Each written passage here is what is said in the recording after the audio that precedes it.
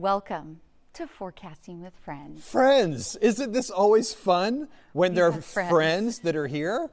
Well, JD and I joke because we see each other like every 10 days if we're lucky, because someone's always off on a Wednesday or whatever the deal is. But theoretically, we should be here every Wednesday. Yes. Friends talking about the weather. Listen, before we dive into our tropical discussion, because I know that's what we have planned for us, I have to just be completely transparent with you and share with you something. It has been a really long time since I had serious considerations of just calling in sick. Just to do it, not because I was actually sick. JD, I'm telling you, say that on TV.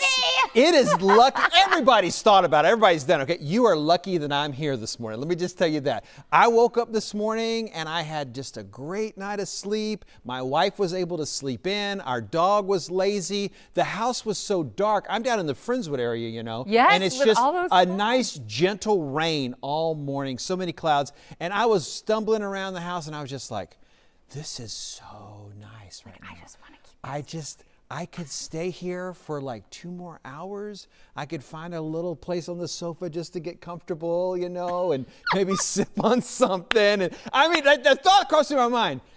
Could I call in sick today? And I was like, and anyway, here I am. It didn't happen. But I just want you to know there was like serious considerations.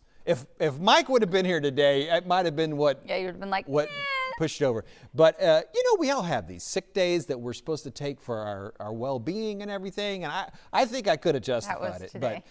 But anyway, I'm glad I'm here. I'm glad we get to see each other. And we have a lot to talk about. This is a really good discussion that we've got coming up here on the tropics, because finally an expert. Look, I'm not a tropical weather expert. Okay, I'm not going to try to pretend that I'm not something that I am. But I know that Dr. Philip Klotzbach is so renowned as being Mr. Tropics. I mean, right? Atlantic Basin specifically. Yes. I mean, that's his real thing. And finally, somebody of his stature, well, there's really no one of his stature, but somebody that's an expert in the tropics. Authority. Yeah, major authority, has said, this might be a dead forecast. This might not be as crazy of a September as what we've been thinking. It's been crickets, literally, for weeks. Yeah, August was ridiculously quiet, especially for what we were looking for this season. Yeah, I mean, and the fact that the hurricane season got off to a very impactful and intense start. So let's get into what we're talking about. Colorado State University, which Phil is a big part of, came out with a forecast update, like let's call it a few weeks forecast update. Yeah, they've been doing this recently where they give these 2 week when we get into the season like this. Yeah. So they're saying this is likely going to be a below normal next 2 weeks. So it actually came out yesterday, but I didn't want to date it. So we're talking today through the 16th that it's likely going to be below average in the amount of activity that we're seeing. There's not a big likelihood that it's going to be above average or even near. And friendly reminder, we've only hit 5 named storms so far this season. Yeah, and this is the exact opposite of what we've been saying for the last 3 weeks at least, that, we get to September, get ready.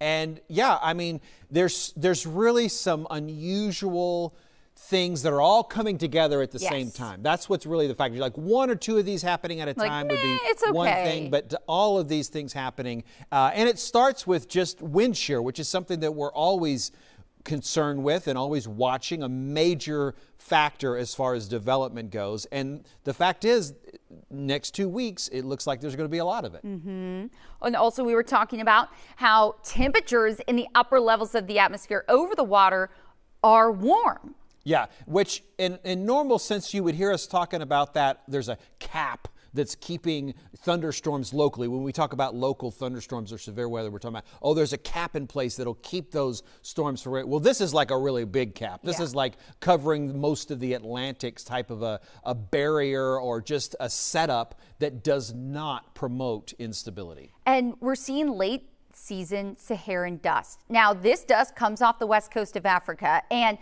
we're talking early season, so June, July, even early August. It makes its way even potentially to us here in Houston. Now, I will say there's not that much of the dust, but just enough right where we usually see these tropical waves kick off the coast of Africa, that it just has no chance to even develop. It's just pinpointed in the right spot meaning to not see that development. So again, that's kind of been unusual. And this one's kind of hard to, I don't know, without having a whiteboard and a map here to really show you. But we were talking about how the monsoon, how those storms that come off the coast of Africa, the whole pattern has shifted to the north. Yep. And so normally where those storms come off of Africa is further to the south with warmer water. And less dust. And oh yeah, the dust isn't a factor at this time of year. Yes. And then, but what's happening is that monsoon region has slid north. And so when those storms roll off of the coast, as they normally do, they just dive into cold water. And we're talking like temps in the 70s off the coast. I mean, it potentially even lower in some spots, but that's not that's chilly. Favorable at all. Yeah, right, totally. And then last bullet point here, we haven't had a named storm since Ernesto back on August 12th. So Phil was going through in some of his tweets, and you can go look at his Twitter, or X account. It's okay. That's going to be. Saying that from the time Ernesto formed, so August 12th through yesterday, it's been the longest period of no tropical development. Because if you remember, peak of the hurricane season is coming up. Oh, it's right around the corner. I mean, September 10th. We are at the 4th right now. So, and with what Colorado State's saying, that it's going to be a very not active part of the season, it's probably going to be a very quiet peak of the hurricane season. Now, that does not say that it still couldn't be busy in the second half of the season, but this is normally when we're seeing things really start to kick up and get a lot of that development. Yeah, you can usually count on this week period, basically 5 days before the 10th and 5 days after the 10th. You can count on that period to have something out there. Yes. I mean, it's just so common that there will be something around during this time period. That's why it's the peak of the season. And while we have areas of interest, not even, some of these aren't even official invest areas. No. It's areas that our Hurricane Center is keeping an eye on. Tropical, I think they're all waves, right? Yes, yeah, they are. Okay. Yes, I should probably change that. Wave number 1. But taking you out to 1, so that's going to be the one at the furthest left-hand corner of your screen. Okay, some people's eyes might say, Gulf of Mexico, Gulf of Mexico, Gulf of Mexico. Mine do, for sure. But guess what? There's a front coming through that's going to be cooling us down, and that's also going to keep everything to our south. Goodbye. Stay to our south. In September, it really is a matter of timing on those fronts because they begin to start moving up a little bit, and you can certainly get a tropical system kind of come in behind a front or roll up, along the front and still impact the Texas coast. Yes. But the way that the timing, steering. Again, the timing of this scenario, it looks very beneficial to keep something away from the Gulf Coast of the U.S. Yeah, the other two out in the Atlantic, moving slowly, high wind shear, just all these things that are working against it. So I think we have the named storms. So Francine would be the next on the list. As of this time, doesn't look like any of those 3 will be. But, I mean, you think about, Ernesto, like we said, was August 12th. Beryl was right around 4th of July. That was obviously the earliest Cat 5 on record in the Atlantic. Sure. So yes, things were impactful. Remember Debbie moving all the way up the East Coast, but it just hasn't been as much volume as I think they originally had thought. Oh, no. And again, I was not going to argue with any of what they were putting Correct. forth. It looked so obvious that this was going to be a busy season. And I think the quiet August was certainly not going along with the plan. And these next couple of weeks, I just shake my head thinking that the next couple of weeks are going to be quiet. You don't even see that in a normal year, and then everything that's into place. So Klotspach is certainly clear, and everyone in the tropical community is clear that after these 2 weeks, those very high reasons to think of an active season will still be there. Yeah. But this dust is certainly something that we would think is unusual to see. But again, it's a specific placement of it. Yes, exactly. Because where these monsoons are coming off a little bit further north. And, this is usually the hot zone, area shaded in pink, purple, as well as that red. Hot pink zone? Hot pink zone. Fuchsia zone. Okay. My attempt at humor. Where we usually see named storms develop in the month of September. And those two tropical waves that we had mentioned are right where the words Central Atlantic are, but there's just too much going against it. And I think that it's a little bit difficult because we're saying hey, all these things are happening, and that's a good thing. We don't want tropical activity coming toward us. Please let us know that that's our thought. But just from a meteorologist standpoint, and we were looking into what the models were saying and what all these experts were saying, and it really is just going to be below that. So yes, the wind shear is great. The dust is awesome, keeping things quiet and away from us, especially folks who have already seen so much devastation in the Leeward Islands from Beryl, all the way up the East Coast from Debbie. But just coming from a meteorologist, we're like, oh my goodness. And here's what I like to always remind people. We're trying to predict the future here, right? Which is not an easy job. So I'd always like to equate this to a sports analogy, where if you're a Houston Texans fan, you have high expectations for this season. Oh, yeah. There are some key points that are in place. We have a great quarterback.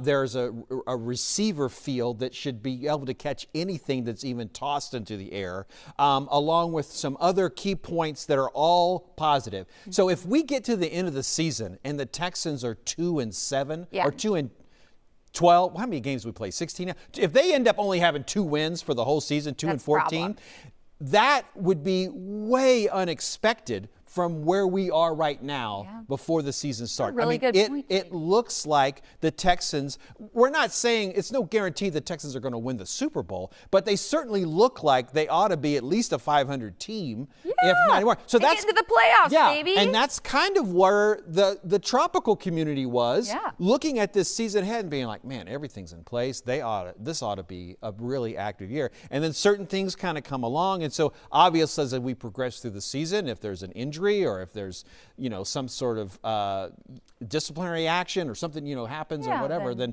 your season changes. But that's kind of the scenario I always like to remind people of, is that at the beginning of the NFL season, there's always high expectations, and sometimes they happen and sometimes they don't. Yeah. So not to say that it hasn't already been a very impactful season, but definitely not quite as many storms as we would have thought. Totally. So, we're going to continue to update you guys. And I always like to say in every tropical update that I do, Mr. JD and Miss Ramisha Shade do a tropical update daily, 4 p.m. Fox Local app. See you there every day, even on the weekends. And because in the newscast, we don't have time to dive into things. No, not like that. We just talk for 10 plus so minutes. It's kind of like this. Something like this as far as the tropical discussion, definitely every day. You should check that out. Yeah, it's awesome. And if you don't get our push alerts, it always reminds me, because I'm not always looking at the clock at 4, and they'll be like, 4 o'clock, okay, gotta go, and go on. You can also get it on our website, app, all the above. So I think we'll just do this one story, Bradley, next, and then we can go to a quick break. But I think a lot of folks want to know what's going on in the skies, and the Polaris Dawn mission has been pushed back to at least this Friday. It's in the latest of a series of delays over the past 2 weeks for the private astronaut mission funded by billionaire Jared Isaacman. The most recent resulting from a failed Falcon 9 booster landing just a week ago. SpaceX was grounded for about 48 hours to receive a FAA clearance for the Polaris Dawn launch early this morning. So, I think everybody loves the launches, and especially when it comes from the billionaires. Yeah, this is, I didn't quite realize the connections there with that, but I knew that they were getting it private. And I think the big one that separates this is there'll be a spacewalk, right? That's private citizens, I guess, or is the term that we're looking at. Could you imagine your stomach would just be like, I'd be a little nervous. Wanting to throw up? Yeah, totally. Won't happen, don't worry. Okay, stick with us. Coming up after the break, We actually have a hurricane gear test. Yes. Staying on the subject, so you won't want to miss it.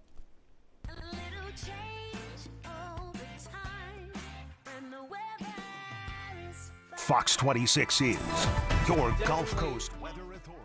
And while our area is vast, this storm could bring widespread flooding and dangerous winds to our entire... Our forecasting zeroes in. These storm cells over the ship channel are particularly dangerous. From your community. Memorial Park is getting hammered right now with heavy downpours. Right down to your neighborhood streets. We're starting to see the water rise along Buffalo Bayou. It's hyper-local coverage from your Gulf Coast weather authority. Only on Fox 26. Fox 26 News at 9. Our breaking bond reports hold judges accountable. A 20-year-old charged with manslaughter. The News Edge at 10. Your clues help find the missing. Her son never made it to his Investigations that get results. Weeknights on Fox 26.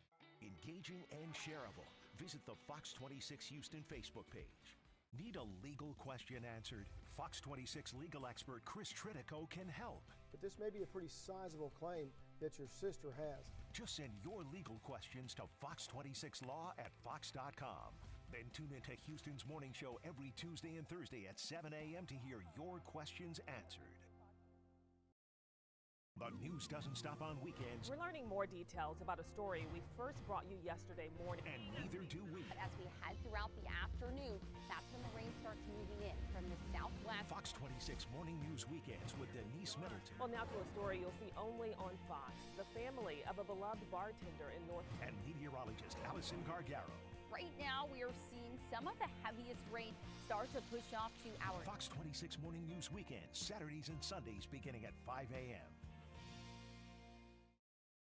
The Fox 26 weather app with more features in one easy-to-use screen. Current weather at a glance, high-resolution interactive radar, severe weather alerts, video forecasts, and much more. It's the power of your Gulf Coast weather authority in the palm of your hand. The Fox 26 weather app. Download it today. The Fox 26 YouTube page, your home for the best Fox 26 has to offer. The latest news. Good evening, I'm Caroline Collins. Topping the rundown. Our most popular local programs like the Isaiah Factor Uncensored. Why the hell are so many people burned out? And stories you may have missed from series like Breaking Bond. The quicker we get a grasp on what's happening. Sullivan Smart Sense and The Missing. Please pick up the phone and call the police. Remember, you can remain anonymous. The Fox 26 YouTube page. Like and subscribe today. Welcome back to Forecasting with Friends, everyone. We want to stick with the tropics because you never know when something could pop up. We've been talking about how it's been pretty slow the last few weeks, but don't let your guard down. But JD does an amazing job at his hurricane gear tests, and we have a really cool piece that you can put on your generator. Yeah, this is, I kind of dusted this one off. I did this product 2 years ago. Okay. But with Beryl so recently, and with the amount of carbon monoxide poisoning that happened after Beryl, I was like, I got to get this one back out again. And so I, contacted the company and we got another version and everything like that. But basically, this is a way to help get your generator away from the house. This is a product that will help protect your generator from the weather itself. Nearly 400 Texans ended up in the emergency room from carbon monoxide poisoning in the days after Hurricane Beryl made landfall. People died not from dangerous winds and flooding, but days later when generators were not used safely. And on today's Hurricane Gear Test, I've got a product that I think can help save lives because it helps you properly operate your portable generator. This canopy by Gentent protects your power during inclement weather. It allows you to keep your generator out of the garage, off of the porch, away from your house, and feel confident that you're keeping your family safe. Remember, never use a portable generator indoors or an enclosed space. Keep it at least 20 feet from your house. Don't try to plug it directly into your breaker box, and make sure the generator and attached cords don't get overloaded. Gasoline must be stored in proper containers in a safe area. And remember, carbon monoxide is a colorless, odorless gas. If you feel sick or dizzy, get some fresh air and purchase detectors for your home. This is one of those ideas that I really wish I would have thought of. This is simply a tent. Now, it's very rugged and self-attaching. And they have a database of over 3,000 generators, so that's going to make sure that you get a perfect fit to your generator. And here's basically how it works. These clamps are attached to the frame on the generator. The fiberglass rods go into the clamps, and then they come up here, and then they attach at the top. Now, if your generator has one of those encased frames, like many smaller inverters, they do provide a mounting kit. The cover fits snugly over those fiberglass poles, and then there's a strap that goes around the clamp to keep it extra snug. This is a custom fit shield against stormy weather, but it still allows for that proper airflow around the machine so it can run efficiently. I give the GenTent Safety Canopy a Cat 5 out of 5 on my Hurricane Kit priority scale. This product protects that expensive generator, but more importantly, keeps your family safe. The price will vary some depending on models. This one costs around $190. How do you protect your generator? Tell me in a comment on my YouTube channel. Just search for meteorologist John Dawson. That's awesome. It's a great product, and we talked about it. You know, the generator use. You've got to use it safely, and that means the carbon monoxide can come up and it can go into the eaves of your house. If it's in the garage, it can get into your attic. You got to get the generator away from the house, but you got to protect it. And I hear stories about people say, "Oh, I had an old dog house that I put the generator in," or like I put a piece of plywood on top of it, or whatever, because. Yeah, you're going to, there's different ways to do it, but this is a little bit more of an organized way, to kind of protect it and let it operate while it's raining. Well, and I like that it's soft, because if you had to get in there and press a button or something, you're not like taking this hard thing off. It's all wet, like blah, blah, blah. It's like, no, it's like an umbrella. Well, and actually I didn't even show it, but for the top, there's a Velcro flap that pulls open to put gas in it. So when it's time to refuel, you remove this flap and you're able to put the gas in it without having to strap everything, which is still not that big of a deal to put that all together, but totally something to think about. And the most important thing here is I always remind people, look, I'm not trying to get somebody to buy or not buy a product. Yeah. I want you to think about this concept that we're talking about. How am I getting the generator away from the house? How am I going to protect it? If you've got an old dog house and you could put the generator in there, great. You've done what we want to see done. Yeah, or it doesn't need to be expensive. Yeah, I need you to be thinking about ways to do that. Or maybe you have an old actual tent that you want to put the generator in out in your, it doesn't matter. But as long as you're thinking about these concepts of what am I going to do about my electricity and how am I going to keep that safe, and make that investment? What am I going to do for this food product? What am I going to do for water? What am I going to do for keeping for a flashlight or a lantern, those sorts of things. That's the main thing that I want people to think about when we have these hurricane gear tests like that. And I will say, you had mentioned one time for a light source for the kids, a glow stick. Oh, right. Yeah. And I remember when I was filling in on Fox Weather a few months ago that I mentioned that. And the anchors were like, that is such a good idea. Yeah. And I was like, I know, JD thinks of everything. I think you need to give a kid a flashlight or a light source. I think that is a comfort thing. And if it can be also fun, then a non-toxic glow stick. You got to just double check that you're buying. Are they toxic anymore? There are some, well, that's a good point. Maybe they don't even make I mean, back when we were kids, it's fine. If it breaks, it's all good. Like those ones you would put around your neck as a necklace. Most, I would, like it gets on your coffee table and it eats through all this stuff. Yeah, I've done that. But most, I would assume nowadays are not that. But that's the idea, is that, get those products. And again, hurricane gear test, we want you thinking about all of this kind of stuff. Because we are still in the hurricane season. Deep. For some time. Yep. So make sure you guys stick with us. We'll have more details on your local forecast. Some nice weather is coming. It's on the way.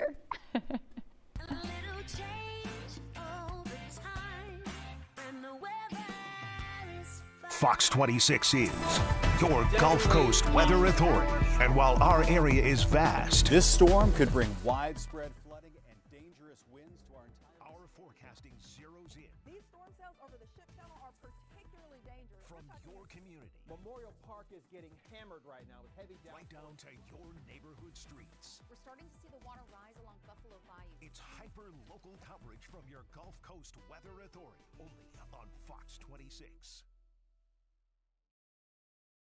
Fox 26 News at 9. Our Breaking Bond reports hold judges accountable. A 20-year-old charged with manslaughter. The News Edge at 10. Your clues help find the missing. Her son never made it to his Investigations that get results. Weeknights on Fox 26. Engaging and shareable. Visit the Fox 26 Houston Facebook page. Need a legal question answered? Fox 26 legal expert Chris Tritico can help. But this may be a pretty sizable claim that your sister has. Just send your legal questions to fox26law@fox.com. Then tune into Houston's morning show every Tuesday and Thursday at 7 a.m. to hear your questions answered. The news doesn't stop on weekends. We're learning more details about a story we first brought you yesterday morning. And neither do we. But as we head throughout the afternoon, that's when the rain starts moving in from the southwest. Fox 26 Morning News Weekends with Denise Middleton. Well, now to a story you'll see only on Fox. The family of a beloved bartender in North and meteorologist Allison Gargaro. Right now, we are seeing some of the heaviest rain start to push off to our Fox 26 Morning News Weekends, Saturdays and Sundays beginning at 5 a.m. The Fox 26 Weather app with more features in one easy-to-use screen. Current weather at a glance, high-resolution interactive radar, severe weather alerts, video forecasts, and much more. It's the power of your Gulf Coast Weather Authority in the palm of your hand. The Fox 26 Weather app. Download it today. The Fox 26 YouTube page, your home for the best Fox 26 has to offer. The latest news. Good evening, I'm Caroline Collins. Topping the rundown. Our most popular local programs like the Isaiah Factor Uncensored. Why the hell are so many people burned out? And stories you may have missed from series like Breaking Bond. The quicker we get a grasp on what's happening. Sullivan Smart Sense and The Missing. Please pick up the phone and call the police. Remember, you can remain anonymous. The Fox 26 YouTube page. Like and subscribe today.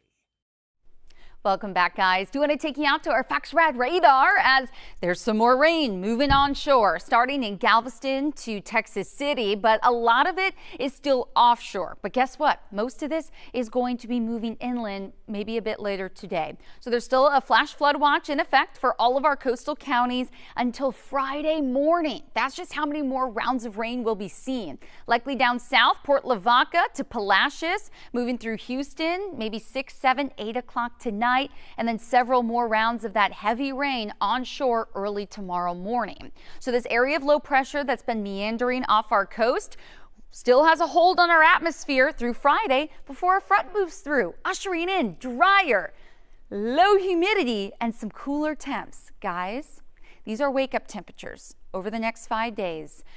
We can see light at the end of the tunnel. Sunday, waking up to 68 degrees. Monday, potentially even Tuesday as well.